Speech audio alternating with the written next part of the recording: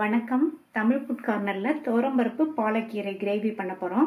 பாலக்கீரையில் நிறைய சத்துக்கள் இருக்குது, அதனால் உடம்புக்கு ரொம்ப நல்லது. இது சூடான சாதத்தில் விட்டு சாப்பிட்றதுக்கு ரொம்பவே சூப்பராக இருக்கும். இப்போ இதை எப்படி பண்ணுறதுன்னு பார்க்கலாம். இது வரைக்கும் நம்ம சேனலை சப்ஸ்கிரைப் பண்ணாதவங்க சப்ஸ்கிரைப் பண்ணிவிட்டு பக்கத்தில் உள்ள பெல் பட்டனையும் கிளிக் பண்ணிக்கோங்க. ஒரு சின்ன கட்டு பாலக்கீரையை நல்லா வாஷ் பண்ணி எடுத்து வச்சுருக்கேன். 100 கிராம் துவரம்பருப்பை கழுவி வச்சுருக்கேன். இந்த கீரையை கட் பண்ணிக்கலாம். கீரையை கட் பண்ணும்போது இந்த காம்பு பகுதியை ஃபுல்லாக கட் பண்ணிடணும். இந்த அளவுக்கு கட் பண்ணிடணும். கட் பண்ணிவிட்டு அதுக்கப்புறமா இலைகளை மட்டும் கட் பண்ணிக்கலாம். கொஞ்சம் பெருசாகவே கட் பண்ணிக்கோங்க, ஏன்னா கிரேவியில் சேர்ந்து வேகும்போது கீரை சுருங்கும். அதனால் இந்த சைஸ்க்கு கட் பண்ணிக்கணும். இதே மாதிரி எல்லாத்தையும் கட் பண்ணிக்கலாம். கழுவி வச்ச துவரம்பருப்பை இந்த குக்கரில் சேர்த்துட்டு அது கூட 1 கப் தண்ணி, 1 பிஞ்ச் மஞ்சள் தூள், 1/8 டீஸ்பூன் அளவுக்கு பெருங்காய பவுடர் நல்லா மிக்ஸ் பண்ணி விட்டுட்டு மூடி போட்டுடலாம். இந்த கிரேவிக்கு பருப்பு நல்லா குழைய வேகணும். அதனால ஸ்டீம் வந்ததுக்கப்புறமா வெயிட் போட்டு மீடியம் ஃப்ளேமில் 6 விசில் வேக வச்சுக்கலாம்.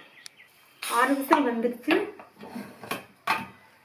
பருப்பு நல்லா குழைய வெந்துருச்சு. இதை இறக்கி வச்சிடலாம். ஸ்டவ்வில் பேன் போட்டு சூடாயிடுச்சு. அதில் 1/2 டேபிள் ஸ்பூன் எண்ணெய், 1/2 டேபிள் ஸ்பூன் நெய்.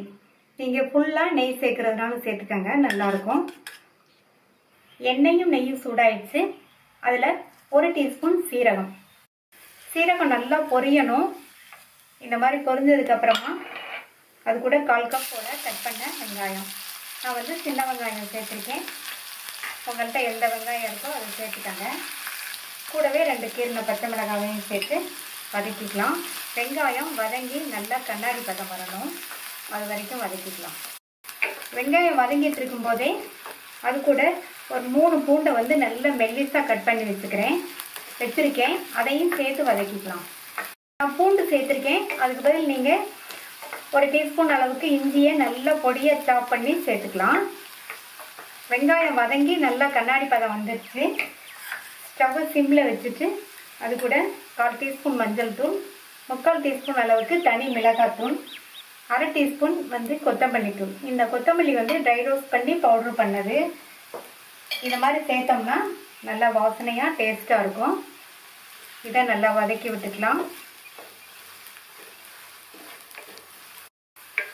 இதை ஜஸ்ட்டு வதக்கி விட்டால் போதும். நம்ம எண்ணெயில் சேர்த்து வதக்கிறதுனால கருகிறதுக்கு சான்ஸ் இருக்குது. அதனால் ஜஸ்ட்டு வதக்கிட்டு வேக வச்ச பருப்பை சேர்த்துடலாம். பருப்பு சேர்த்துட்டு அது கூட 2 கப் தண்ணி,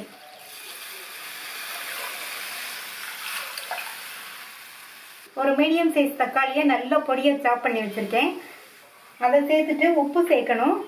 உப்பு இந்த பருப்புக்கும் நம்ம சேர்க்க போகிற கீரைக்கும் சேர்த்து இப்போவே சேர்த்துடணும். சேர்த்துட்டு நல்லா மிக்ஸ் பண்ணி விட்டுட்டு அதுக்கப்புறமா கீரையை சேர்த்துடலாம். கூடவே கட் பண்ணி வச்ச கீரையை சேர்த்துடலாம்.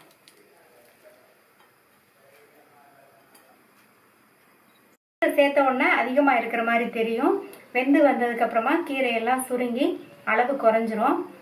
கீரை சேர்த்துட்டு நல்லா மிக்ஸ் பண்ணி விட்டுறலாம்.